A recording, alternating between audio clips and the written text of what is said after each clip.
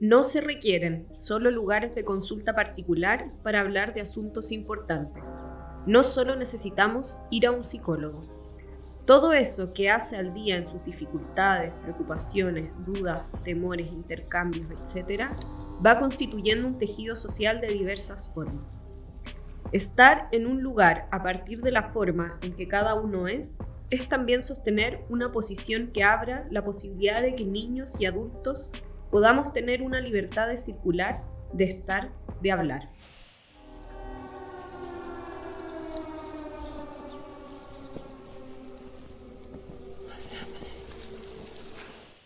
Damos la bienvenida a un nuevo episodio del podcast La Palabra y el Vínculo. Hoy nos encontramos con Diego Blanco y Valentina Peri, que son psicólogos clínicos, psicoanalistas y fundadores de la Casa del Encuentro, un espacio pensado para la infancia, para que vayan niños entre 0 y 6 años de edad junto con sus cuidadores y también para mujeres embarazadas. Los niños lo llaman la Casa de los Juguetes y está pensado justamente como para que puedan realizar una socialización temprana como estrategia de prevención para la violencia. Recuerden que La Palabra y el Vínculo llega a ustedes gracias a GMT Consultores, consultora de psicología social dedicada a la intervención de grupos, equipos de trabajo y comunidades. Es grabada en Estudios Unique en Santiago de Chile bajo la musicalización, diseño y animación de 50 estudios. Recuerden que me pueden apoyar en Patreon y si no, suscribiéndose a este canal y compartiendo este contenido, este episodio a personas que crean que les pueda interesar. De esta manera, comenzamos este episodio. La palabra para pedir auxilio cuando se nos hace difícil respirar.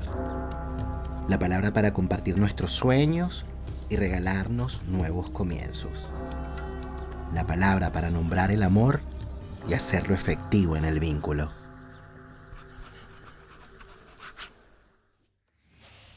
Bienvenidos a La Palabra del Vínculo. ¿Cómo están, Diego y Vale? Bien, gracias. Hola Nelson, gracias. Bien. Bueno, estábamos antes de iniciar las grabaciones, los muchachos estaban un poquito nerviosos y yo les decía que se relajaran, que no pasaba nada, que iban a tener un momento justamente para compartir, dar a conocer lo que ellos hacen, la labor que ellos hacen más o menos desde el año 2014 aproximadamente con la Casa del Encuentro. Y yo les decía que nada de lo que van a decir acá va a ser tan distinto de lo que han dicho en estos espacios, solo que con la diferencia de lo que vamos a ver, qué es lo que se va a producir, ¿no? ¿Qué es eso inédito que se va a producir en esta conversación a propósito de este encuentro que estamos teniendo en La Palabra y el Vínculo? Yo estoy de verdad muy contento de tenerlos acá. Pienso que, bueno, por distintas razones, ¿no? No solamente por lo que hacen, los admiro muchísimo como profesionales, como psicólogos, como psicoanalistas, pero también por la labor que hacen con la Casa del Encuentro y también porque son amigos. Hemos ido de alguna manera, bueno, desarrollando un vínculo de amistad desde hace años que trascendió, ¿no?, las paredes institucionales y me encanta que estén acá en el podcast. Yo quería quizás partir la conversación quizás yéndonos un poquito a la historia, ¿no?, del programa, un poco para que las personas conozcan de qué va la Casa del Encuentro, cuándo partió, específicamente que fue en el 2014, pero el contexto y eso. Partimos de esa manera. La Casa del Encuentro se inaugura en 2014, ¿sí? El 5 de abril de 2014 en la comuna de La Pintana. Pero veníamos trabajando ya hace buen rato en eso, cerca de un año más o menos. A partir de una idea en común, que yo creo que se fue gestando, fue algo bien, bien bonito, con Franco, con Vale, también estuvo Steph, Ignacia. Y bueno, fue una idea que tuvo un camino, digamos, un previo, y que se dio en función de, en el marco de la Fundación Santa Ana, yo hacía en un comienzo, el 2012, creo, sí, 2012, hacía un taller de cuentos para niños entre taller literario, perdón, para niños entre 3 y 6, 7. La idea era hacer un cuento colectivo, tomando la literalidad de las palabras. Y bueno, luego Vale comenzó a trabajar junto con Franco y Steph en grupos de mujeres, ¿sí?, de la Casa de los Proyectos. Luego yo fui un tiempo, tuve una estadía en la clínica Laborde En Francia. Francia. Y ahí trabajé un tiempo en la Maison Verte, el dispositivo allá, y lo conversé con Vale, con Franco, y le empezamos a dar una vuelta en el contexto latinoamericano, las relecturas que eso implicaba en La Pintana, repensar algunos de los fundamentos psicoanalíticos, y ahí empezó el camino, digamos. No sé si tú quieres complementar algo, pero la búsqueda de fondos, nos ganamos un importante fondo y logramos armar una casa, que yo creo que eso es clave dentro de la historia de la Casa del Encuentro, que es tener un lugar físico para hacer este trabajo. Sí, quizá pienso que la historia, la apertura de las puertas de la Casa del Encuentro de la comunidad implicó previamente el encuentro de un equipo, como de personas que veníamos trabajando en La Pintana y Renca. Diego ya venía trabajando en atenciones individuales con mujeres y también otras personas de la comunidad y con niños de la guardería que estaba ahí en ese tiempo.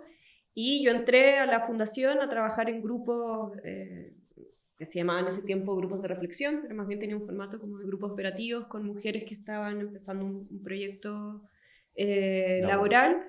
Y en ambos espacios se escuchaba, pienso que escuchamos varios elementos, ¿no? Uno de ellos, las dificultades que tenían las mujeres y los niños, ¿no? Una dificultad vincular al momento de ingresar a ciertos espacios sociales. Niños que tenían muchas dificultades para adaptarse a los jardines infantiles o al mismo espacio de guardería, y mujeres que tenían dificultades para poder iniciar un proyecto fuera del espacio familiar.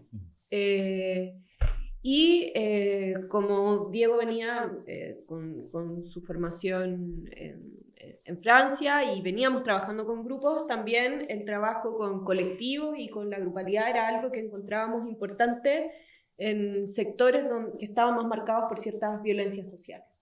Y ahí aparece con esta escucha, con estas como preguntas y también, yo creo, por qué no decirlo, deseos y intereses también personales respecto al psicoanálisis, es que surge la idea de hacer un espacio inspirado en la Casa Verde. Y efectivamente empezamos a trabajar en 2013, es todo un recorrido que implica pensar el dispositivo, pero también encontrar los recursos para poder abrirlo. Y finalmente se inaugura en 2014 en La Pintana, de la mano de la Fundación San Carlos de Maipo. Claro, luego más adelante, creo que en el 2016, en Renca, ¿no? En Renca. Sí, el 8 el 6 de noviembre. Sí. Más o menos por ahí, del 2016. Bueno, decíamos en la presentación que la Casa del Encuentro es un lugar al que acuden niños entre 0 y 6 años junto con sus cuidadores, y también pensado para mujeres embarazadas. Y bueno, de alguna manera la intención con la Casa del Encuentro es la de promover la socialización temprana y de alguna forma, a partir de la socialización temprana, prevenir un poco la idea de la violencia, ¿no? Es un poco como que esa es la apuesta. Pero quizás pudiésemos de pronto tomar como referencia los títulos de sus libros. Fíjense que, la Casa del Encuentro, además de tener esta labor comunitaria en estas comunas, ¿no? También ellos han ido desarrollando, ¿no?, a lo largo de los años, distintos espacios de formación, de transmisión de lo que ha ido sucediendo al interior de la Casa del Encuentro, y eso se ha convertido en algunas publicaciones, ¿no? Y estas publicaciones las tenemos acá, una que se titula La infancia y sus encuentros, y otra que la tiene Val en sus manos, que se llama Espacios para la infancia en la ciudad. Y podríamos quizás tomar estos títulos, ¿no?, como para continuar la conversación, para quizás detenernos un poquito en esto, ¿no? Vamos a empezar con el último libro, que por cierto lo pueden encontrar, está disponible en las librerías bajo el sello de Editorial Cuarto Propio, también está disponible en la Casa del Encuentro. Y los pueden ubicar a ellos en las redes sociales con el arroba Casa del Encuentro en Instagram. Y la pregunta es, ¿por qué será necesario pensar hoy espacios para la infancia, ¿no?, en la ciudad? O si es que carecemos de espacios para la infancia en la ciudad. Pregunta, ¿eh? Tremenda pregunta. gran pregunta que creo que en estos casi 10 años no sé si tenemos una respuesta. Creo que es la pregunta que va tensionando nuestro trabajo. Yo creo que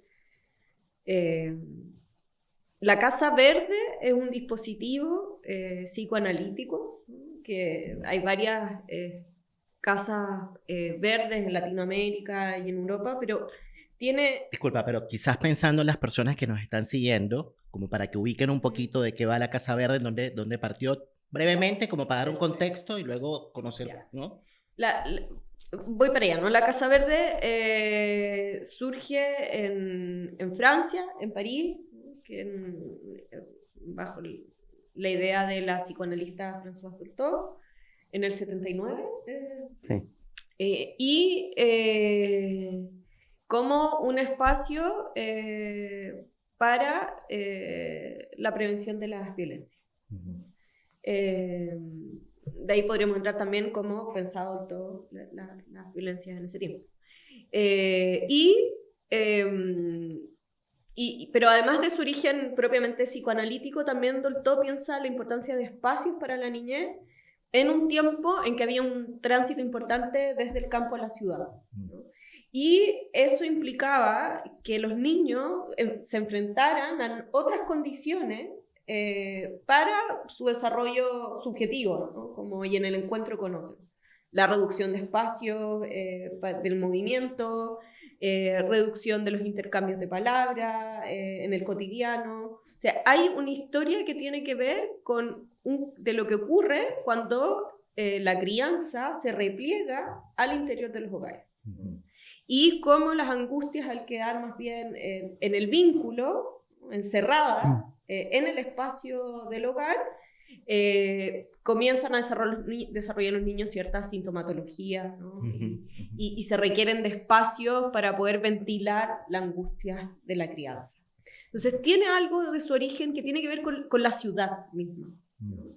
Y lo que nos encontramos hoy en Chile y, bueno, quizás en Latinoamérica en general, es que, y bueno, quizás detener lo que hemos podido pensar en La Pintana y en Renca, es que los sectores más vulnerados socialmente están en la periferia de la ciudad, con muchas dificultades de acceso a ciertos servicios o espacios públicos seguros, una alta percepción de los espacios como violentos, y también como en términos de seguridad asociadas al narcotráfico, a ciertas posibilidades de robo, etc.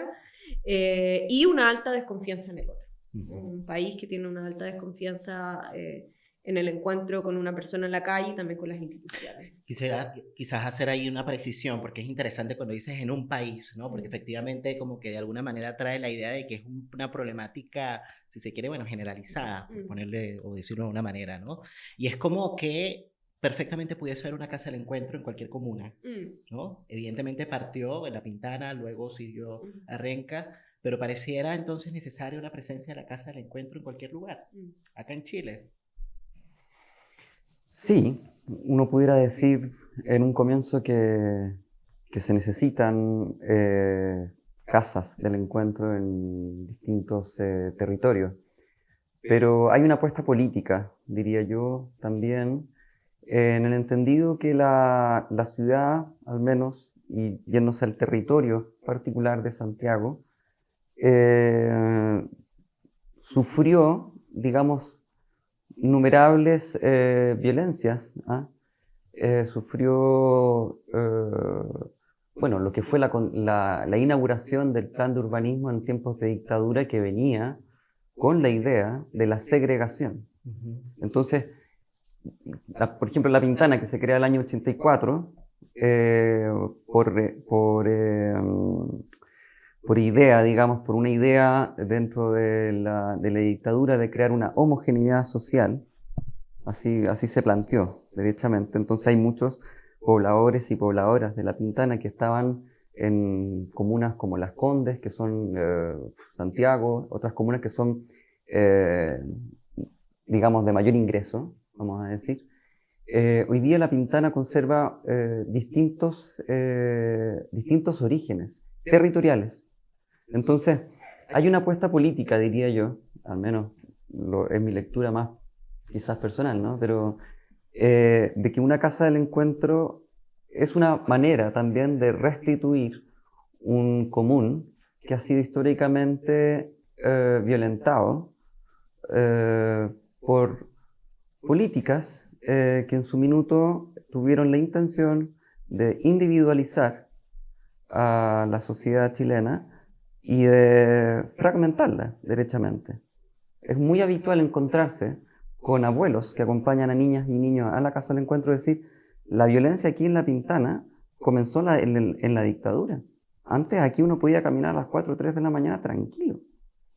Entonces uno se pregunta, bueno, ¿qué social es el que constituye la infancia en Chile?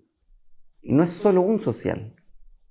Entonces, desde ahí es que los emergentes que han salido en el aprendizaje, en la práctica misma, la práctica situada en la casa del encuentro, entre otras cosas a mí me han llevado a investigar, bueno, cuáles son las condiciones de ese social, cómo se constituye la infancia en un territorio en particular, en poblaciones, en villas, en barrios, en comunas, donde de alguna manera no son todos los sociales iguales.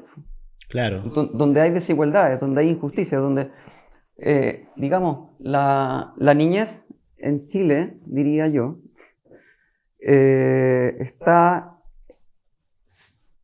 tan fragmentada como el social que la destruyó, digamos, en tiempos de la dictadura. Bueno, hay varias cositas allí, Diego, y quizás como para darle una vuelta, ¿no? Porque, claro, voy a traer una pregunta que se hacía Vale en su escrito, uno de los escritos del libro. Vale decía lo siguiente: ¿de qué forma un historial de fracturas familiares y sociales compromete el encuentro? Vivencias que quedaron sin ser habladas ni elaboradas por miedos.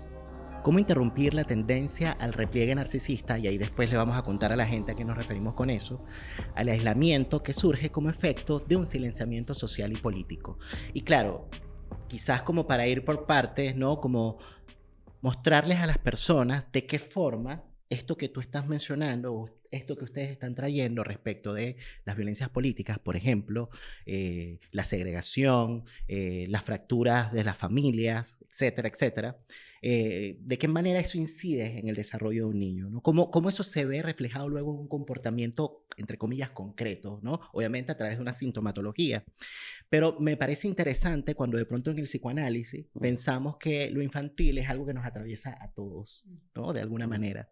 Entonces, en ese caso, habría que ver de qué forma eso que tú dices, que pasó en tiempos de dictadura, ¿no? De alguna manera también hace síntomas en los adultos, ¿no? Y que remite a un infantil, ¿no? A otro tiempo, ¿no? Entonces, bueno, creo que ahí hay una serie de cosas que le podríamos dar una vuelta. Me hiciste acordar cuando Juan Carlos Volnovich dice el síntoma individual puede ser pensado como una traducción de un síntoma social. Y ahí corremos el riesgo de no llevar a una comprensión sociológica los sufrimientos de cada uno, pero sí de poder atender al contexto social en el cual se constituye ese sufrimiento. Claro, el social histórico. Entonces, claro, un poco lo que tú dices, lo que hemos ido viendo a partir de la práctica de la Casa del Encuentro, se traduce en cuestiones bien concretas. Niños que les cuesta poder hablar. Es decir, la palabra, digamos, a propósito del repliegue que dice Vale, se ve privatizada a tal punto, haciendo el guiño ahí con las lógicas neoliberales de la privatización, se ve privada a tal punto que queda niños que quedan con diagnósticos TEA, que hoy día está muy de moda, digamos, es la moda del momento. Bueno, el déficit de atención con hiperactividad, claro, que se puso muy de moda, pero ahora está más de moda el tema del autismo. Sí, claro. Como el sobrediagnóstico del autismo. Y sus gradualidades. Entonces, simplemente como para terminar, pero son niños que les cuesta poder hablar. Las maternidades quedan muy replegadas a lo doméstico y no se reconoce el trabajo de la crianza no se reconoce el cuidado, el trabajo de los cuidados, que está por ahí desarrollándose día a día. Y por lo mismo, niños tienen una fractura con el lazo social, entonces todo otro es un otro desconfiable. La desconfianza se instala como un articulador social. Y eso es algo tremendamente complejo. Ahí porque Diego habla de la privatización de la palabra. Y también hemos pensado la privatización de los cuidados. Cómo los cuidados tempranos quedan principalmente puestos en la familia. Y cuando hablamos de la familia, hablamos principalmente de las madres, de mujeres, ¿no? Si uno mira quiénes son las cuidadoras que asisten a Casa del Encuentro, el 98% son mujeres. Uh-huh. Y esa privatización de los cuidados, ¿no? Que recae fundamentalmente en la mujer que cuida, hace que, por lo tanto, también cuando esta mujer, esta madre, abuela, requiere de ayuda para la crianza, que encuentra en un consultorio, por ejemplo, es una culpabilización de su cuidado, ¿no? Aparecen las ideas de, no podría decir como de la mala madre, y que hoy se traduce también, por ejemplo, en determinar que esa madre no está habilitada, ¿no? Como parentalmente. Eso sin duda también trae un repliegue. Lo que hemos visto como en las madres y hemos escuchado es que en vez de abrir y socializar una dificultad, ¿no? y poder ventilar algo de las angustias propias de la crianza, porque estamos hablando de un tiempo, sobre todo los primeros años de vida, donde la angustia está ahí todo el tiempo, ¿no? Que no es algo necesariamente psicopatológico, más bien responde a los primeros años de vida, ¿no? Y en vez de poder ventilar algo de su angustia con otro, lo que ocurre es que las mujeres callan, ¿no? Y van a los consultorios y más bien hacen como si siguieran ciertas indicaciones respecto a los cuidados o simplemente no van, no asisten, por ejemplo, a los controles de niños sanos. Lo que además en ciertos sectores más pobres de nuestro país es obligación asistir, no es una opción. Entonces se producen muchas dificultades, o sea, en el encuentro con el otro social, ¿no? En la calle, con el vecino, pero también una alta desconfianza a las instituciones que eventualmente podrían, ¿no? ayudar, ¿no? Bueno, han dicho varias veces la palabra desconfianza, ¿no? Y hay un trabajo que hay que hacer entonces con eso, ¿no? Para que quizás sea posible el encuentro, ¿no? El encuentro y a partir de allí, digamos, hacer quizás, bueno, la palabra que me viene a la mente es, ¿no? Como surcir algo de ese tejido social que está como roto, ¿no? A propósito de la idea de las fracturas, ¿no? Hay una idea que trae Diego en su texto que se llama Han habido temblores aquí. Ha habido temblores aquí, que está en el primer libro de La Casa del Encuentro, la infancia y sus encuentros. Él dice: la casa servirá de ocasión para que se despliegue la palabra en un colectivo que nombra desde distintos lugares sus miedos y angustias. Para esto será necesario acoger los fantasmas, un espacio colectivo que soporte la emergencia de lo residual, aquello que no tuvo lugar en otro espacio-tiempo. Fíjense que, claro, cuando dicen lo de los fantasmas, por supuesto lo podríamos conectar con cuestiones que quedan por ahí rondando y que remiten a otros tiempos. Por ahí trajeron la referencia de los tiempos de dictadura. Es un fantasma, ¿no? Un fantasma sociohistórico, si lo podemos poner en una palabra, ¿no? Y claro, me parece que para hacer un trabajo con la desconfianza, efectivamente, tal como tú mencionas en tu escrito, hay que hacer un trabajo con los fantasmas de cada quien. Digamos, de una familia, de unos padres, de un niño, de un colectivo social en un sentido más amplio. Hay que hacer un trabajo con los fantasmas, ¿no? Y obviamente la Casa del Encuentro se ofrece como una propuesta para eso, para alojar un poquito de aquello y que la gente, de a poquito, las personas que acuden con sus niños, estos cuidadores, puedan de pronto darle un lugar, por ejemplo, a sus inquietudes, las preocupaciones, las dudas que tienen respecto a la crianza y cómo eso puede gatillar lo otro, puede traer lo otro, ¿no? Claro, la pregunta sería cómo cómo pensarlo en un sentido amplio. Efectivamente, quizás a propósito de la referencia o la experiencia que tienen con la Casa del Encuentro, porque efectivamente, o sea, pienso que es un dispositivo que posibilita eso, ¿no? Como que está pensado para eso, como que agita un poco, digamos, la posibilidad de que la palabra circule justamente, ¿no? Pero pensando en la gente, digamos, que nos está escuchando y que de pronto no acude a la Casa del Encuentro y que para esa persona sea necesario, porque para todos lo es, digamos, eso, la posibilidad de darle un lugar a los fantasmas, ¿qué podrían decirle? ¿Qué se tendría que hacer como para darle un lugar a los fantasmas y a partir de ahí justamente salir un poquito de ese repliegue del que hablaban y quizás se generen ciertas condiciones de posibilidad para el encuentro? En un primer lugar, me hace pensar en la idea del sujeto ético que propone la Sylvia Bleichmann, que me parece que es clave para poder pensar que el problema con la alteridad es un problema también que en la Casa del Encuentro ha estado articulado por las desconfianzas, que es un poco lo que venimos hablando. Si puedes definir un poquito lo que es alteridad para que nos sigan. Sí, básicamente en este contexto uno pudiera definir básicamente qué es el otro, ¿no? Una alteridad es un otro con el cual uno puede intercambiar ideas, encuentros o incluso desencuentros. ¿No? Entonces, claro, como qué condiciones son necesarias para alojar un poco esto, para acoger. La Casa del Encuentro hablamos de la acogida como una función que está tomado, ese es un concepto a partir de la psicoterapia institucional, ¿no? Que inaugura Tosquelles con Uri en Francia. ¿Cómo poder acoger un tiempo sin que necesariamente caigan las lógicas de la prevención que habitualmente están tomadas por las lógicas del Estado, pero que la prevención es ir a regular, a vigilar, a sofocar, a coartar, es decir, como reconducir. O como pautar algo. Pautar. Sí. Claro, es como establecer una autopista bien ya definida, ¿no? De lo que es la vida y cómo la moral eso va regulando, ¿no? La moral del Estado, por cierto. Pero no se puede prevenir el inconsciente. Y es ahí donde uno, en la Casa del Encuentro, puede alojar la fantasmática de cada sujeto. Y eso me parece que es re interesante y se traduce de una manera bien concreta. La invitación que hacemos en la Casa del Encuentro es que en los tiempos en que permanece abierta, se pueda ir.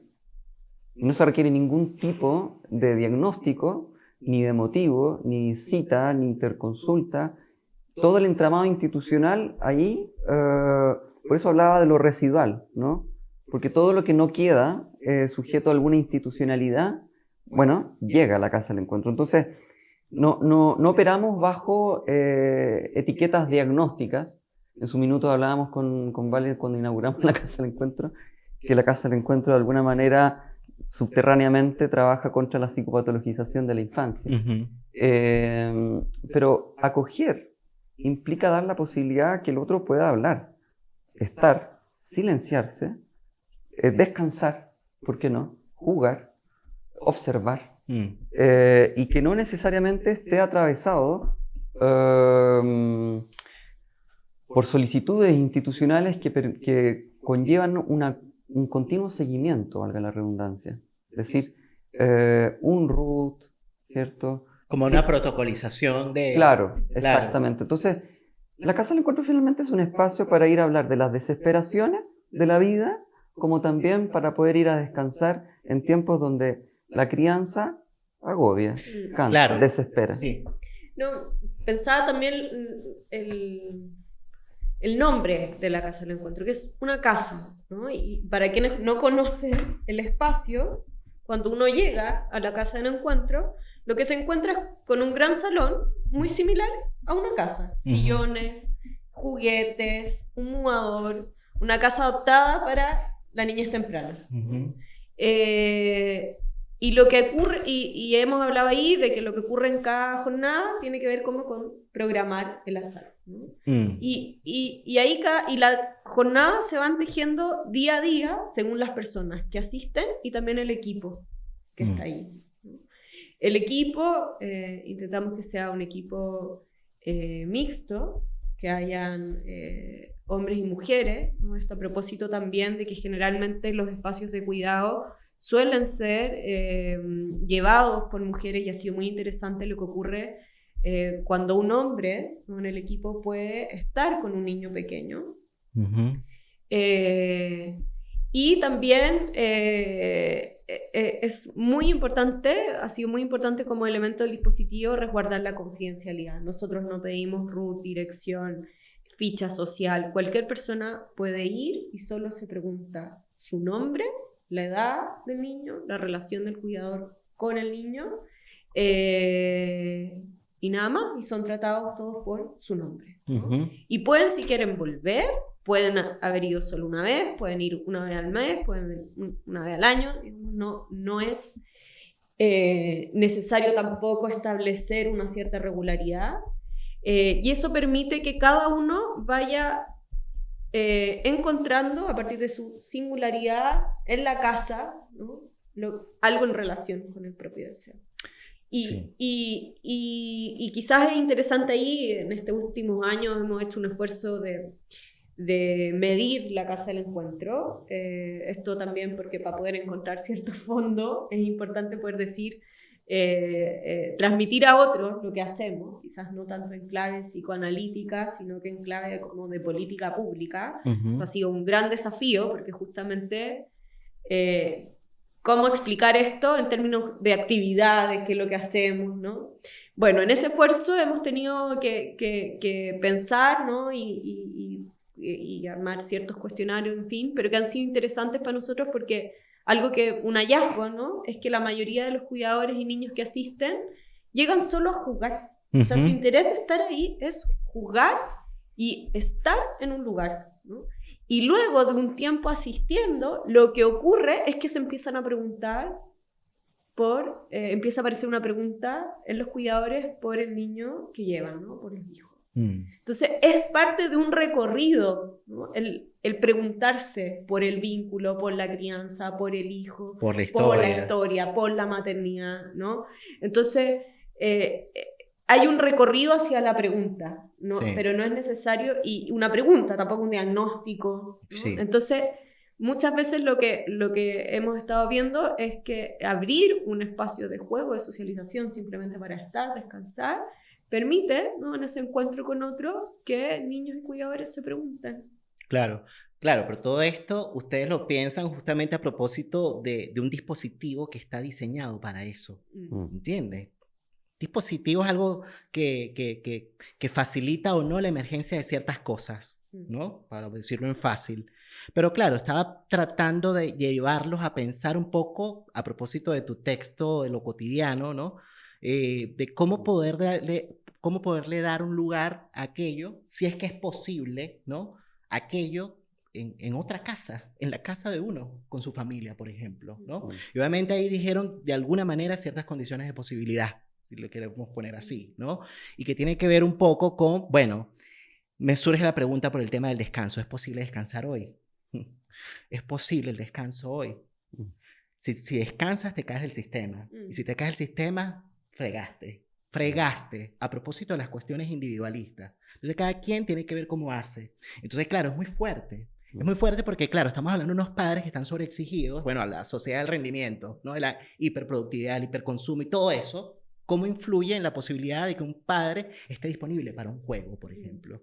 Porque por ahí alguien decía, yo no me acuerdo, creo que no fueron ustedes, lo leí en otro texto, a propósito de un libro que publicó, bueno, compiló Iliana Fisher, de vínculos, malestares y subjetividades contemporáneas, o algo así, malestares contemporáneos, por ahí va, de vínculos, subjetividades y malestares contemporáneos. Mi obsesividad no me iba a dejar tranquilo. Claro, hay un texto escrito por una psicoanalista que, por cierto, vino hace poco, a la Diego Portales a hacer una presentación, se llama Janine Algo, después doy con el apellido, pero lo interesante que ella decía es justamente que, claro, un niño juega, pero a propósito de que están ciertas condiciones estructurantes para eso. Y parte de esas condiciones estructurantes para que un niño pueda jugar, sentarse a jugar, es que unos padres estén un poquito dispuestos o disponibles para eso.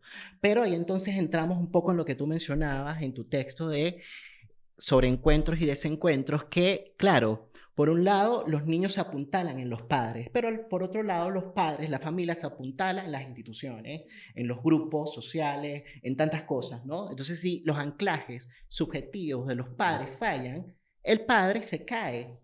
Se cae en el sentido de que no necesariamente va a estar disponible para el niño, no solamente para jugar, sino para cuidar y todas las funciones humanizantes que esperamos que sucedan, ¿no? Para el desarrollo. Entonces, claro, ¿qué pasa con el niño? No juega. ¿Y qué pasa si el niño no juega? La posibilidad de que se pueda producir allí, bueno, digamos, qué sé yo, simbolización, luego el pensamiento, luego la imaginación, tantas cosas que esperamos que pasen después con los niños, se ve coartado. Entonces vemos después las fallas del lenguaje, ¿no? Qué sé yo, los mutismos selectivos, tantas cosas, ¿no? Que es un poco lo que venían diciendo. Pero claro, hay una es una consecuencia de otra cosa. Entonces, claro, mi invitación era pensar un poquito en qué de aquello que pasa en la casa del encuentro, que por cierto, no se trata acá de compartir una receta. Bueno, usted haga esto, esto y esto, entonces va a pasar que luego se alojan los fantasmas, entonces el niño va a poder, qué sé yo. Nada de eso, no va por ahí, porque no, es un poco lo que decíamos en la presentación con la lectura de lo que compartía Vale, ¿no?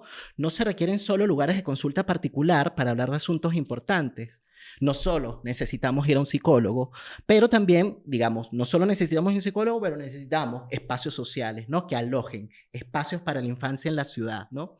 Entonces, claro, no vamos a dar una receta, pero sí vamos a dar condiciones de posibilidad. Hablaban del descanso. Hablaban de, por ejemplo, poderle dar un lugar a la desesperación. Yo no sé si la gente hoy se banca la queja. Dice a la gente que fastidio con la queja. No me hables de queja. La gente no quiere darle un espacio a la queja. ¿Por qué no? Es quejoso, que víctima. ¿No? Es como que no. Por otro lado, la contingencia del azar. Bueno, me surge la idea de lo contemplativo. O sea, como... Porque claro, y ahí después vamos a entrar en las definiciones de lo que es un encuentro, que me pareció genial en ese escrito, ¿no? Que es un encuentro, ¿no? Y cómo el encuentro nace del desencuentro también, ¿no?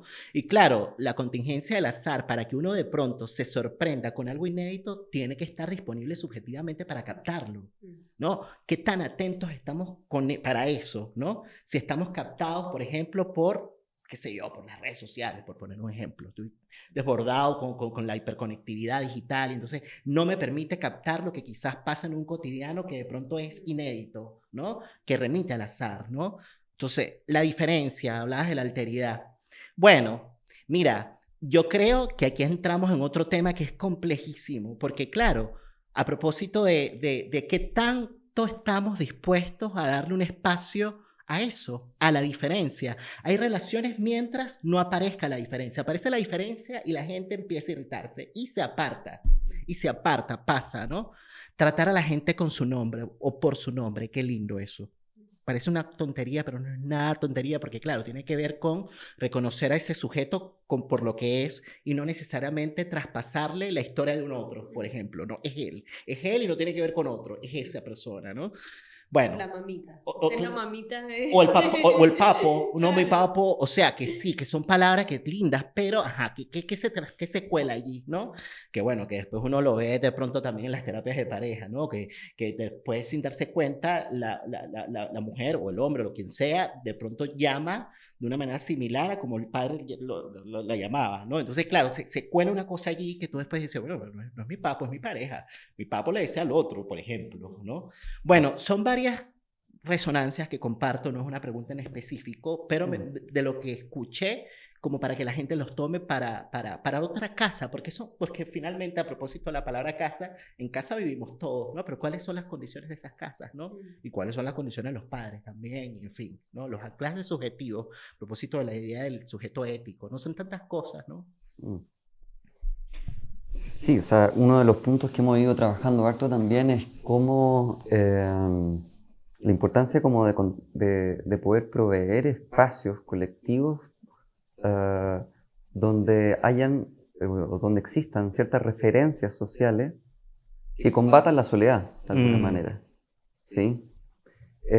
Por referencias sociales entendemos todo grupo, de manera simple, todo grupo, todo colectivo con el cual uno puede, si quiere, intercambiar un diálogo, un juego, un encuentro, una taza de té, café, una pregunta o comentar un programa de televisión, en fin, ¿no? O sea, como el problema se da hoy día a propósito diría yo, por la ausencia de espacios para la infancia en la ciudad, se da que la niñez en Chile, por lo general, va quedando conducida de manera muy individualista.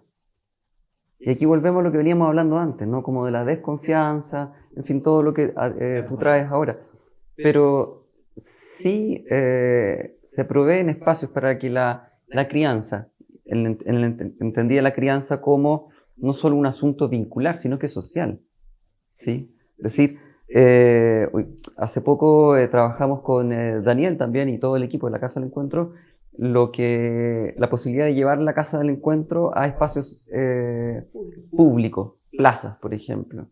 Y ahí pasaban cosas muy interesantes, digamos, muy interesantes, como por ejemplo... Pero es como un proyecto que ya tuvieron una experiencia. Ya lo ejecutó. ¿Y qué tal? Fue un proyecto brillante, brillante.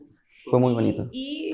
Lo diferente que rescatan en relación a lo que se produjo allí. O sea, yo creo que nos ha hecho ese proyecto, repensar todo. nos ha invitado a pensar justamente lo que tú dices, ¿no? Como qué condiciones se requieren para poder encontrarse y estar con un otro, ¿no? Como condiciones mínimas.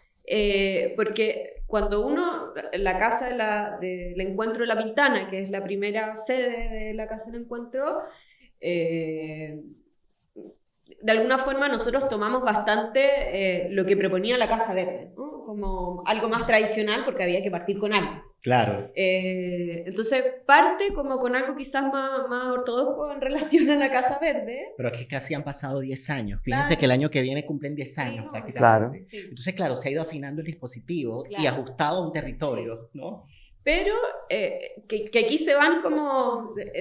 la Casa del Encuentro creo que va teniendo como distintos niveles para hacer pensar, pero que se van tejiendo, engranando, digamos, porque está como toda la clave psicoanalítica que uno podría pensar respecto al vínculo temprano, las separaciones entre un niño, la madre, ¿no? La función paterna, etcétera, a propósito de encuentro y desencuentro, todo lo que tiene que ver como con un registro más social y de las violencias estructurales, pero también está, bueno, cómo y que en eso estoy, ¿no? También, como vamos en esta sociedad chilena, ¿no? Con este Estado, esto se financia, ¿no?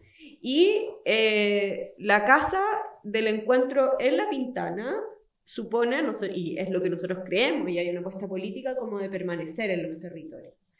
Pero es difícil en términos de financiamiento, ¿no? Y tampoco podemos esperar abrir casas del encuentro en todos lados, ¿no? Entonces, ¿cómo vamos habilitando algo? Como un poco la pregunta que tú decías. ¿Puede la Casa del Encuentro?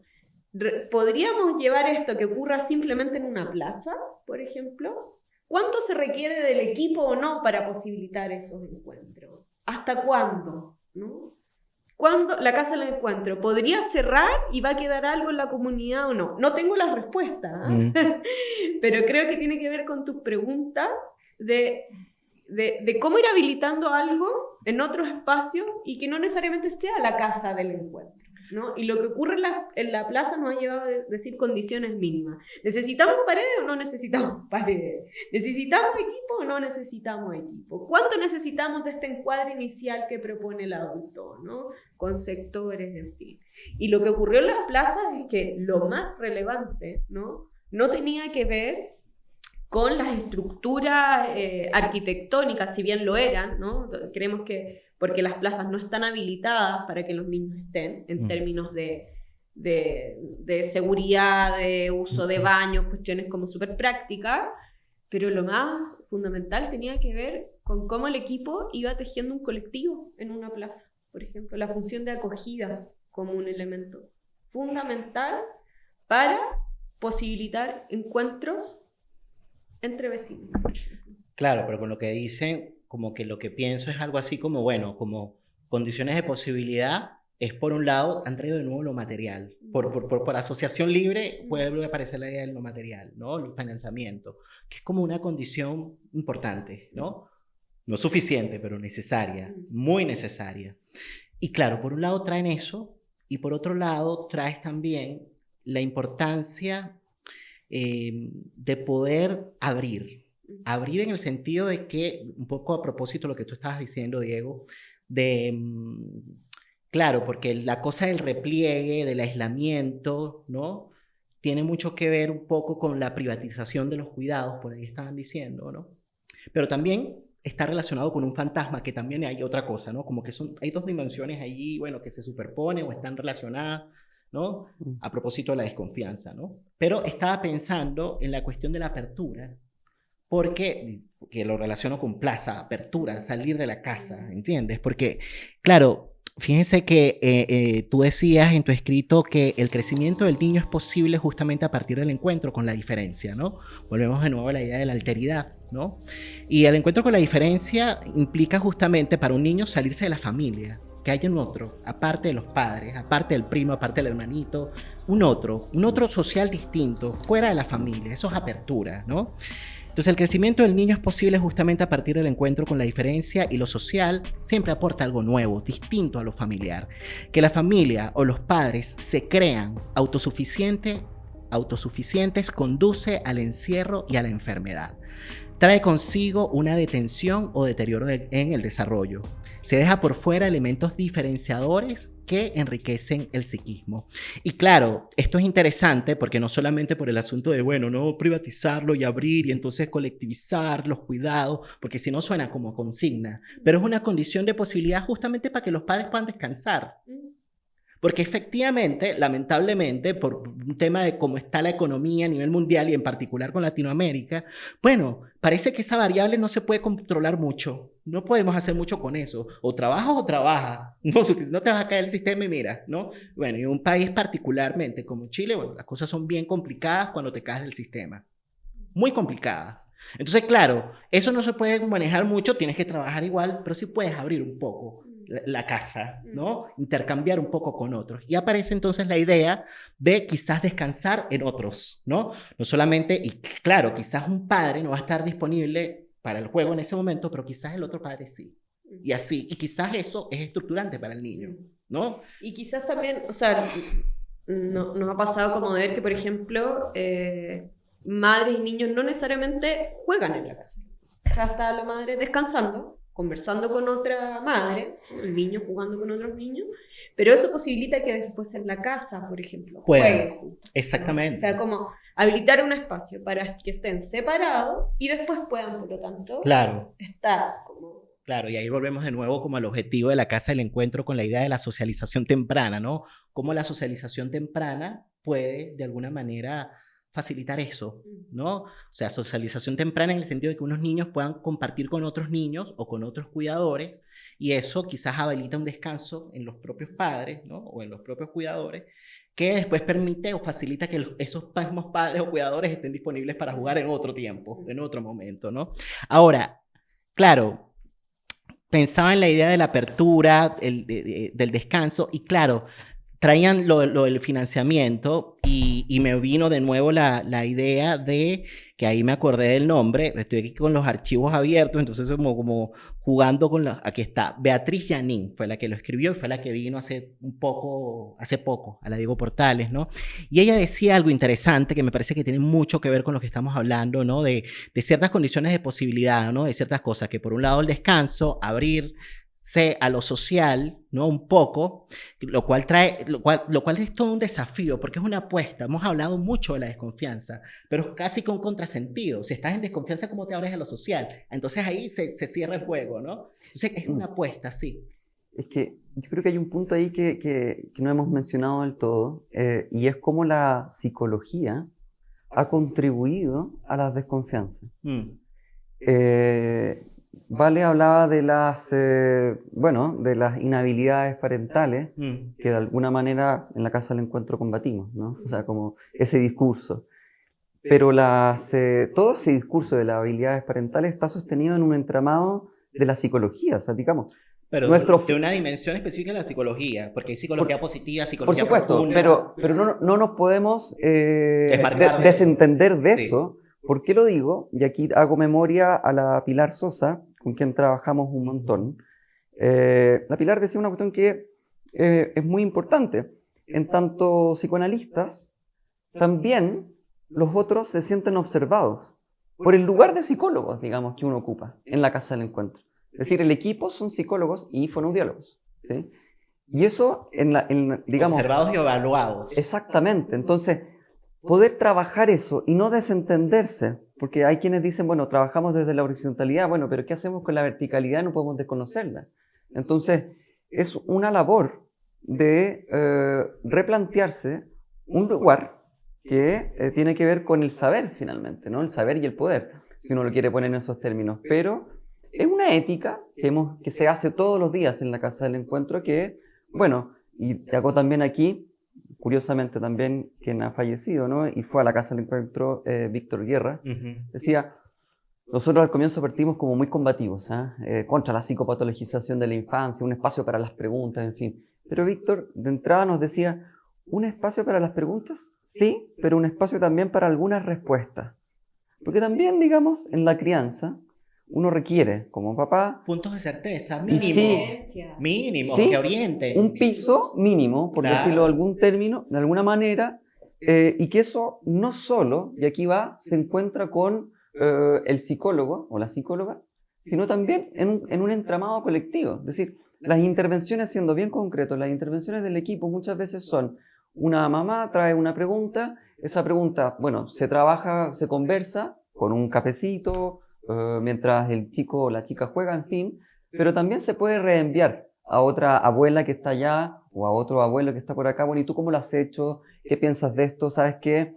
Veamos cómo hizo tal mamá o tal papá con la quita de pañales. Es decir, poder darle lugar a un entramado social donde no todo quede psicologizado y psicopatologizado al riesgo de ser evaluado. Claro. Entonces, no podemos, insisto, desmarcarnos de los efectos que la propia psicología, cierta psicología, ha instalado en los discursos de la desconfianza, pues.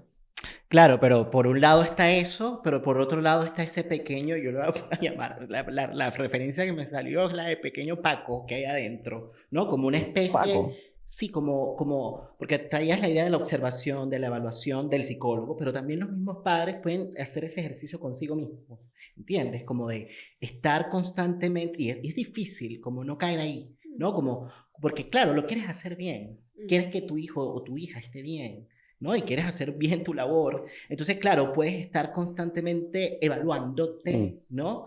Y quizás no dándole un lugar del todo, ¿no? A esto que tú decías de poder justamente, bueno, decir, no sé, voy a preguntar a otro que a lo mejor tiene la respuesta. Exactamente. O que me ayuda a pensar. Puedo no saber, ¿entiendes? Un padre puede no saber. Y eso también yo creo que permite un descanso. Porque el descanso no es solo por el trabajo, el descanso es también referido a lo que representa la crianza, o sea, toda la labor que implica la crianza, que bueno, que constantemente entiendo, van surgiendo situaciones distintas todos los días porque los niños van creciendo, entonces son otras demandas, otras necesidades, un sujeto otro cada cierto tiempo, entonces, por ¿no? eso, Sí. ahí la doctora hablaba de psicoanalistas en la ciudad que trabajan en acto y palabra. En acto y palabra. Y ahí me parece que es interesante cómo no se requiere un diván exclusivamente, no para hacer psicoanálisis, porque eso es otro debate, digamos, ¿no? Pero sí una escucha psicoanalítica con una ética asociada. Pero saben que ya como nos estamos acercando hacia el cierre del episodio, hay muchas cosas que me hubiese encantado conversar con ustedes, ¿no? Pero no quiero dejar pasar la oportunidad, ¿no? De preguntarles a ustedes, ¿no? De qué manera, porque bueno, les cuento a las personas que nos están escuchando, ellos son fundadores de la Casa del Encuentro, son psicólogos clínicos, son psicoanalistas, pero también son pareja, ¿no? Y bueno, entonces, claro, efectivamente hay unas cosas allí que me parece que son relevantes, ¿no? De rescatar. Por ejemplo, ¿de qué manera la experiencia de la paternidad, de la maternidad les cambió, digamos, la manera de trabajar en la Casa del Encuentro, ¿no? O de trabajar en la clínica infantil, porque también se dedican al trabajo con niños, ¿no? O de qué manera nos cambió. Exactamente. Tal cual. Yo me acuerdo, Nelson, que iba a las jornadas de acogida en la Casa del Encuentro, y en ese tiempo la Guadalupe, que nuestra hija... que tiene 2 años y medio. 2 años, 7 meses. No estaba durmiendo también. Yo llegaba a las jornadas de acogida donde están muchos niños de 2 años, 1 año, meses o otros chicos más grandes. Y yo le decía al equipo que ahí trabajaba con la Fernanda y la Angélica, estoy realmente cansado porque me vuelvo a encontrar con un escenario donde cansa, pues, o sea, digamos, donde la palabra queda corta y el cuerpo toma tal protagonismo que se empieza a cansar de sobremanera. Entonces, cuando uno dice, yo llego reptando a la casa nuestra, digamos. No a la casa, a la otra No, casa no, del encuentro. bueno, a las dos casas, digamos. Literal es así. Entonces, ¿cómo Claro. nos cambia? Bueno, la palabra queda corta y el cuerpo, diría yo, que toma protagonismo y uno se entera de muchas cosas que no tenía idea finalmente. Quizá yo, dos cosas que me acordé a propósito de tu pregunta. Bueno, la Guadalupe nació en plena pandemia, ¿no? Entonces fue un embarazo y un puerperio bastante encerrado, ¿no? Replegado en el hogar, a propósito también de lo que trabajamos en la casa. Por políticas del gobierno de ese entonces, digamos. En ese momento. Sí. Claro. Ok. Y no, claro, y por las cuarentenas y todo. Y a mí me resonaba con mucha más fuerza el trabajo de la casa del encuentro. Y me acordé mucho de las cuidadoras de la casa del encuentro. De lo que decían. Sí. ¿Respecto de qué? No, o sea, de conversaciones como cotidianas del cansancio, como que las escuché en el recuerdo, digamos, de otra manera, ¿no? Las escuché de otra manera y también me acompañaron en ese recuerdo, ¿no? Como, y porque efectivamente, quizás uno desde el psicoanálisis, en fin, como que aparece todo el tiempo el tema de la palabra, pero estoy de acuerdo ahí, hemos conversado, como que en la experiencia de la crianza, en la maternidad, el embarazo, el parto, aparece el cuerpo, ¿no? Es real, y ahí se va tejiendo algo que también me hizo repensar la pregunta de las cuidadoras cuando le preguntan al equipo, ¿no? Especialmente, bueno, mujeres como tú eres mamá, ¿no? Y uno respondía que no, y leíamos eso en distintas claves, pero creo que tiene que ver con una experiencia que atraviesa el cuerpo también, esa pregunta. Y me acuerdo también los primeros meses que yo decía, ¿no? Como, ¿dónde está la palabra aquí, no? ¿Qué palabra va a permitir que Guadalupe, por ejemplo, duerma mejor, ¿no? Claro. Que vengan los psicoanalistas a hablar, a ver qué hacen, como que también interrogando el lugar de la palabra. Entonces, yo creo que sin duda ha cambiado la experiencia de la crianza, de la maternidad, paternidad nos cambia. Entonces es inevitable quizás ahora trabajar de una manera y ser de una manera tan distinta. Y yo creo que en lo personal la escucha a los padres para mí ha cambiado la clínica. Y bueno, quizás también preguntar algo a propósito de lo que por ahí definías en tu escrito, ¿no? Porque que por cierto lo podríamos decir brevemente, ¿no? ¿Qué sería un encuentro finalmente? ¿Qué es un encuentro, ¿no? ¿Y por qué un encuentro nace del desencuentro? ¿Usted lo escribe? Usted lo escribe, usted lo responde. No, pensaba...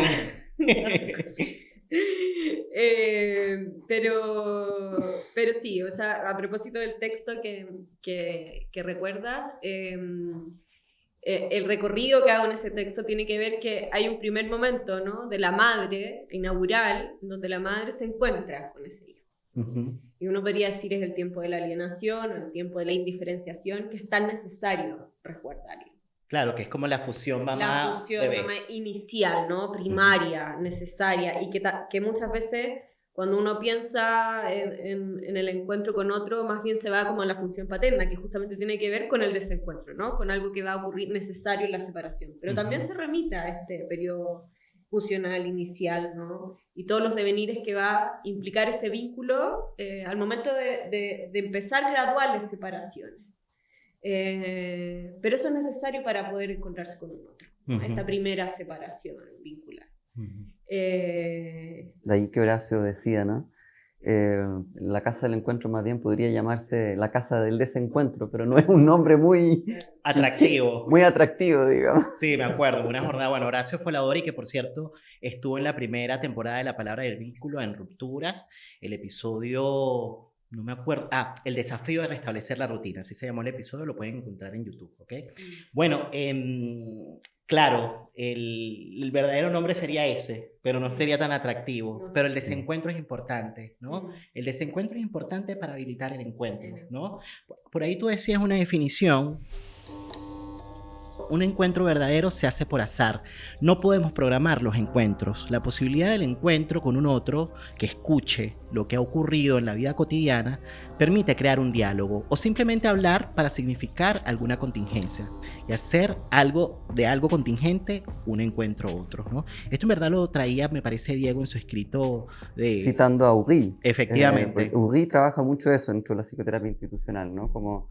Y él decía eso, ¿no? Un verdadero encuentro no sucede, digamos, de manera programada, sino que sucede por azar. Una cosa así lo decía. No, que pensaba que también el último tiempo he estado pensando, y a propósito también del desencuentro, ¿no? Como en la dimensión también de la sexualidad en las mujeres madres, ¿no? Y como muchas veces desde la política pública o ciertas intervenciones que apuntan al vínculo temprano, se borra esa dimensión.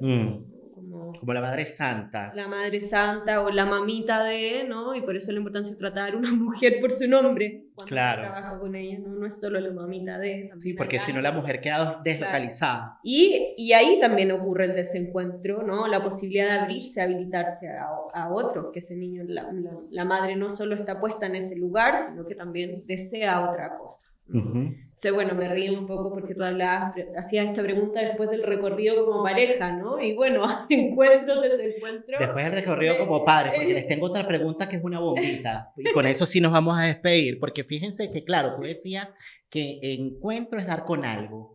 Encuentro es dar con algo, interno o externo, ¿no? Y a propósito de eso, yo les preguntaría, ¿el amor se encuentra o en el amor nos encontramos? ¿Puedes repetir la pregunta? ¿El amor se encuentra o en el amor nos encontramos?